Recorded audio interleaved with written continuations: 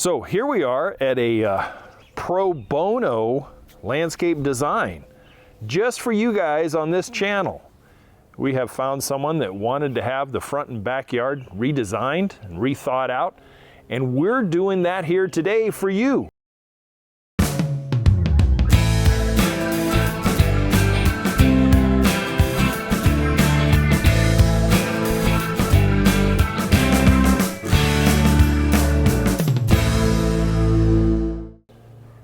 So like I've said in many of the videos, the first thing I do as a designer, I start assessing my client's yard when I drive into the neighborhood.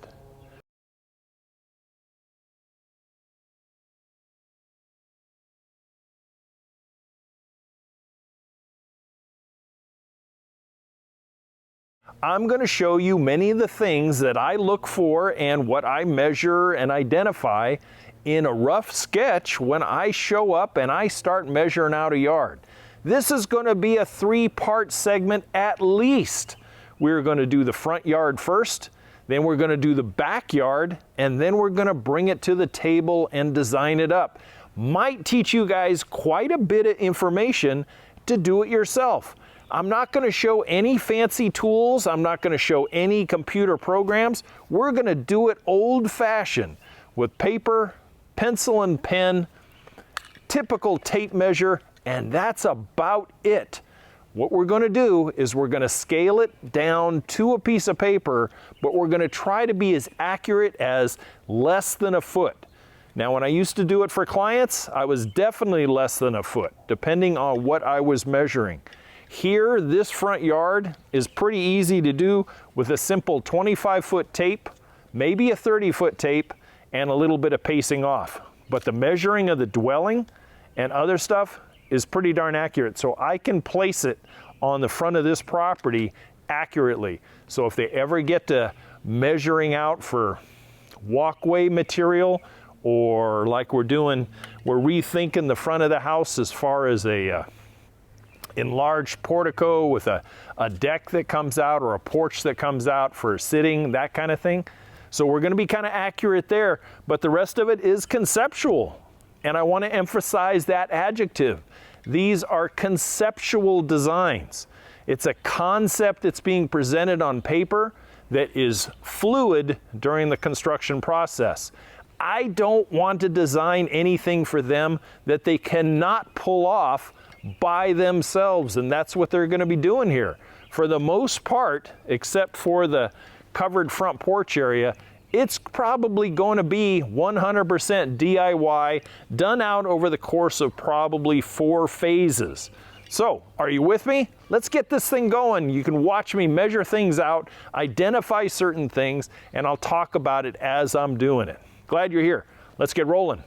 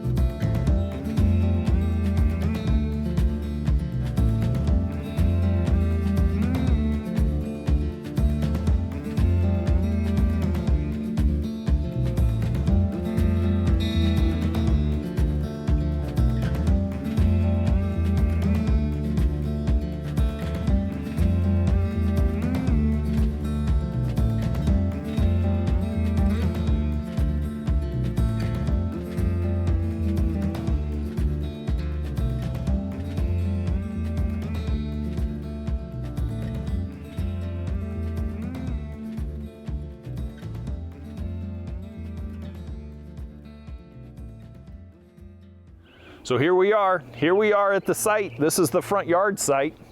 You can see that it has a brand new picket fence. and it has a, what I love to refer to as runway 29er, as far as a front walkway leading up to the front house.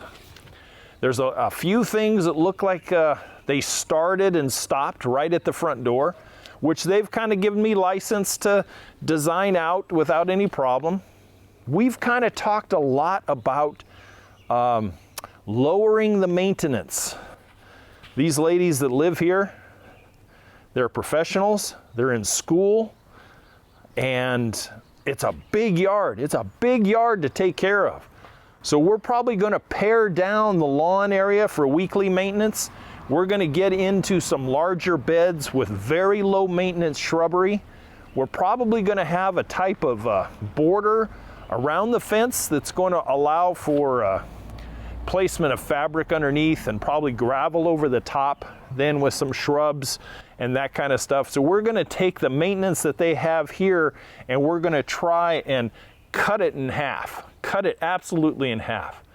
If you look at the color scheme that's going on in the yard, we have kind of a taupey grayish tan look to the house with a slightly contrasting trim color around the windows. Looks like a little bit on the portico here. They've had to replace one of the support pieces that's going to need some prime and paint on that. And the one thing that's really unique about this property is that they have two forms of water coming into this yard. They have what they call ditch rights. They have to pay for the water that comes down a communal ditch. And I'll show it to you over here. Hopefully dogs don't go nuts. We have lots of dogs and cats in this neighborhood. But the communal ditch comes down, and then the pumping system, which you see this black poly pipe, this water starts flowing about the end of April into May, and then they have the water rights that come in there and they use it as field irrigation to water their lawns and whatever water they need.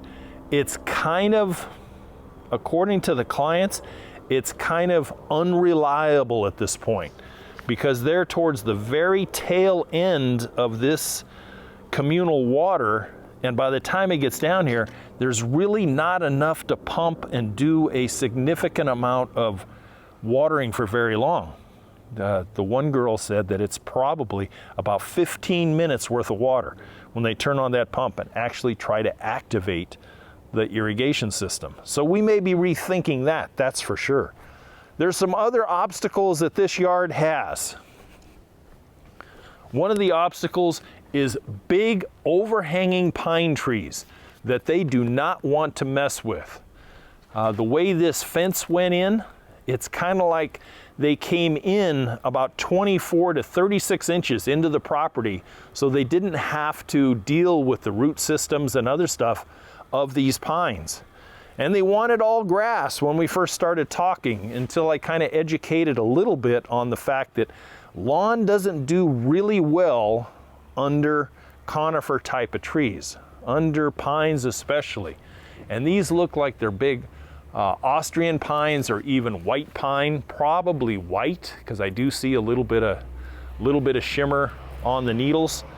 And there's some other things that are going on here. They have a very large dog, but the dog is generally not in the front yard, and you'll see how I address that design-wise when we do the backyard segment.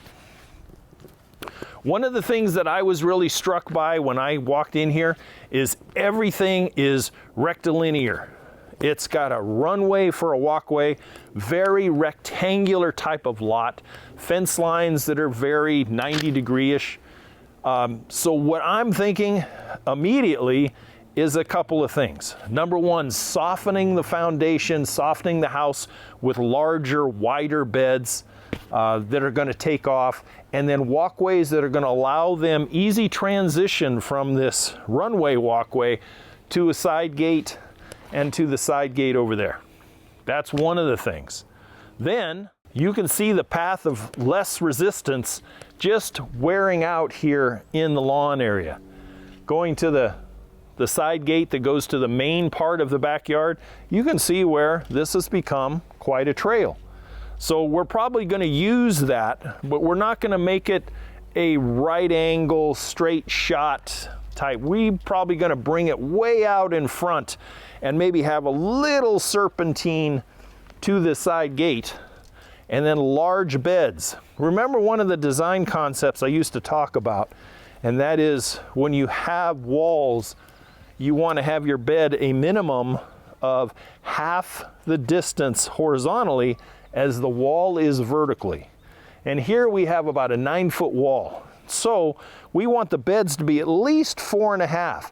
But we're going to go one step further because we're thinking about having that sitting porch out front and then a bed and then a walkway, which is going to chew up a lot of footage. So we're thinking more like 7.5 feet of bed here.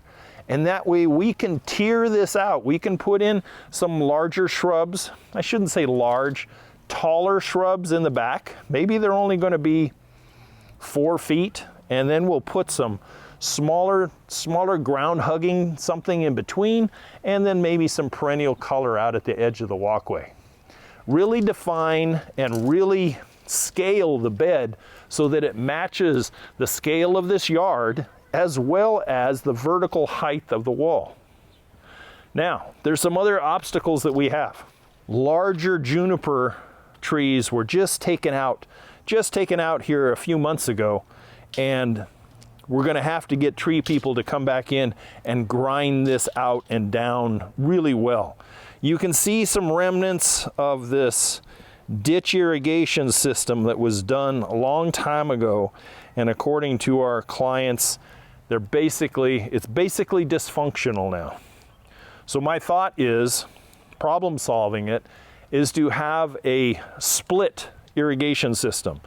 We'll have one that can be fed from the ditch system as needed, but then with a ball valve access and ball valve access, we can use city water, which you'll see down here at the end of the house, down next to the other gas utility here. We can go down and tee into this, or we can tee off of this and have a series of anti-siphon valves down at that end that is going to serve this whole front yard area. Probably 1-inch system and probably half drip, and the rest sprays for whatever amount of lawn is going to be left. Then the outside perimeter. We have huge juniper trees that are in here, gray juniper. And in looking at it, we have parts of the yard that are somewhat shaded here most of the day. There's periods of sun that do come in, but it's kind of a dappled sun corner over here. So I'm probably going to be coming out from the fence, out from the house, walkway area, and then big large bed, probably a big sweeping bed from the proposed walkway, capturing all this juniper and then coming out probably almost a matching amount from the house, coming in from the fence, probably 7 or 8 feet. We'll probably have a strip of lawn here between the walkway and the bed line. More juniper stumps that have to be ground down and eliminated. And then we have a large corner area out towards the street that's kind of angular. There's a small planting bed on the outside. Fantastic little place for a couple of drip sprays and have a nice color accent. And then probably something that captures this whole corner here, this whole corner, and then bringing it back in kind of a matching depth into the walkway again. Probably have a little bit, just a little bit of lawn on that side, little bit of lawn on this side, but their mowing time is going to go from close to an hour down to maybe 20 minutes at the most. They could probably get rid of their gasser mower and get an electric one. So that's what we're at today. Now, as far as measuring, a 25-foot tape is what I used to scale off this house and measure everything that's there. We have nothing that's really super distance. There are some things that we have to address as far as cable lines that are hanging out that are dysfunctional. We do have this sandbox, which a project started and then it didn't get to completion. So we'll probably design that out. In the designer notes, when I present this, it's probably going to be suggested that we basically start over out here. The lawn is so infested with crab and broadleaf weed.